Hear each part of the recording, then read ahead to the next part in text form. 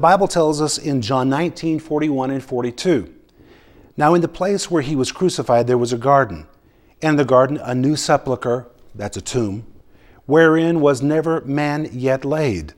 There laid they Jesus, therefore, because of the Jews' preparation day, for the sepulchre was nigh at hand."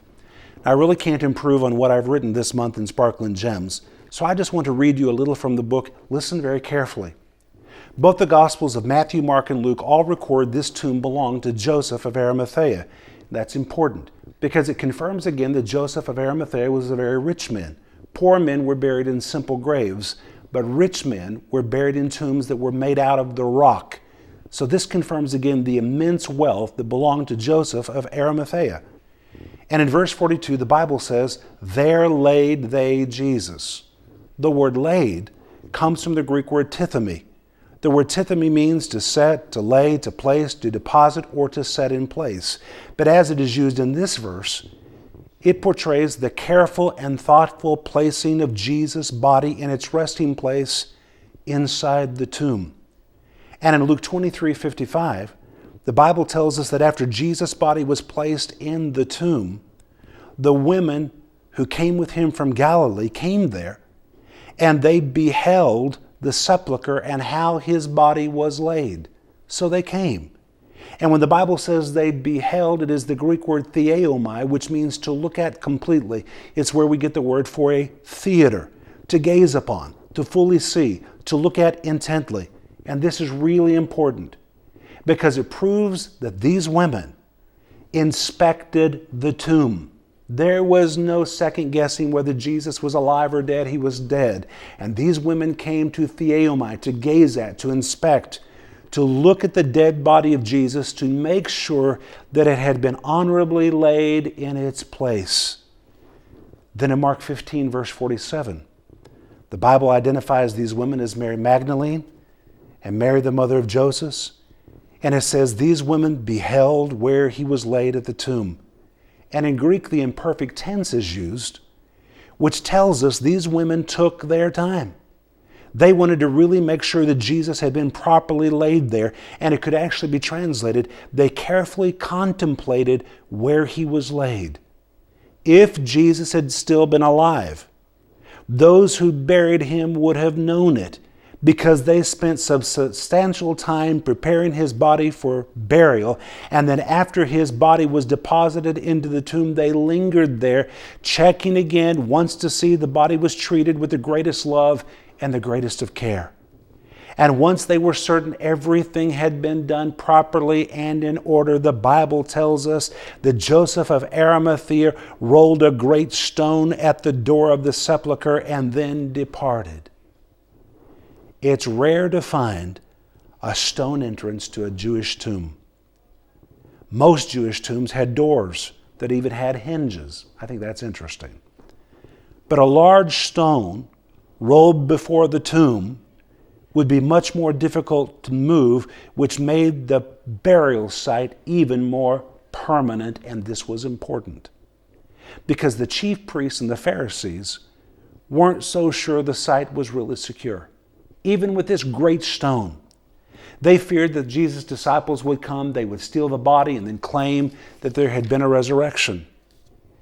And so they wanted to make sure that the tomb had really been made sure. And the Bible says they asked this, make sure that it's really sure. The word sure is a Greek word which means sealed. Sealed. This described a legal seal that was placed on documents, letters, and possessions, or in this case, placed on the tomb. And the purpose of the seal was to make sure that the item had been properly inspected before it was sealed, and all the contents were in place, and all the contents were in order. And as long as the seal remained unbroken, it guaranteed that the contents inside were safe and secure. And in this case, it was the sealing of the tomb. They would have never sealed that tomb until they knew Jesus' body was there, that Jesus' body was dead, that everything in the tomb was in order. And in this particular case, probably there were two seals. One seal placed on either side of the stone with a long string stretched across the two. And this seal had been placed there by the authority of Pilate himself. Before they could seal it, the authorities were sent to inspect, to look, to make sure that all the contents were in order, and then they sealed it with the seal of the governor of Rome. There was no higher seal than this. And if anything was out of order inside that tomb, the seal would have never been put in its place. And then the chief priests and the Pharisees, because they were fearful that Jesus' disciples might steal his body, they said, "We're asking for even more. Go your way, make sure it's as safe as you can, put a watch upon it." And the word watch is the Greek word custodia. It's where we get the word for custodian. And it referred to numbers of soldiers who would take shifts, the changing shifts of soldiers, a big group of soldiers, this time probably 4, but these were very special soldiers that were trained to protect something that was very important. And they kept taking shifts, making sure that the tomb was well guarded for 24 hours a day. It was the equivalent of saying, "Here, I'm giving you a set of soldiers, take them and guard the tomb." And verse 66 of Matthew chapter 27 says, "So they went and they made the sepulchre sure, sealing the stone and setting a watch. By the time that they were finished, Joseph of Arimathea had carefully laid Jesus' dead body inside the tomb.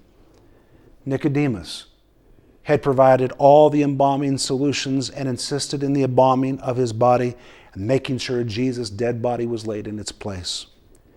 Mary Magdalene and Mary, the mother of Joseph, lovingly examined the body. They contemplated every aspect of where he was laid. Rome's official officer ordered that the stone be rolled into place and that the tomb be sealed. But first they inspected the body to make sure that everything was in place. And you can be sure that first the chief priests and the elders themselves had gone in to make sure that there were no shenanigans going on, that Jesus' body was really there and was dead. And finally, the Roman guards themselves checked the contents of the tomb to make sure there was really a body there. They didn't want to be guarding an empty tomb. And after all of these inspections were complete, Rome's official governor ordered the stone be put back in place, sealed it shut, and officially sealed it and set a watch upon it. But regardless of all the efforts to secure the site and to keep Jesus inside the grave, it was impossible for death to hold him. On the day of Pentecost, when Peter was preaching, Peter made this proclamation: "With wicked hands you've taken and slain Jesus, whom God has raised up, having loosed from the pains of death, because it was not possible that he should be held by death." It was absolutely sure he was dead. His dead body was inspected and inspected and inspected. The stone was rolled in front of the tomb. It was sealed. It was guarded.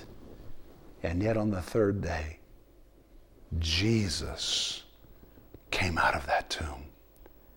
And today, Jesus is seated at the right hand of the Father, where he ever lives to make intercession for me and to make intercession for you. Aren't you glad that Jesus was raised from the dead, that he's not still in the grave, and that today he's praying for me, he's praying for you? Whatever's on your heart today, whatever problem you're facing, go to him. There's no power that he cannot defeat. Even death itself could not resist him. Jesus Christ will release his power to meet that need that you're facing in your life right now.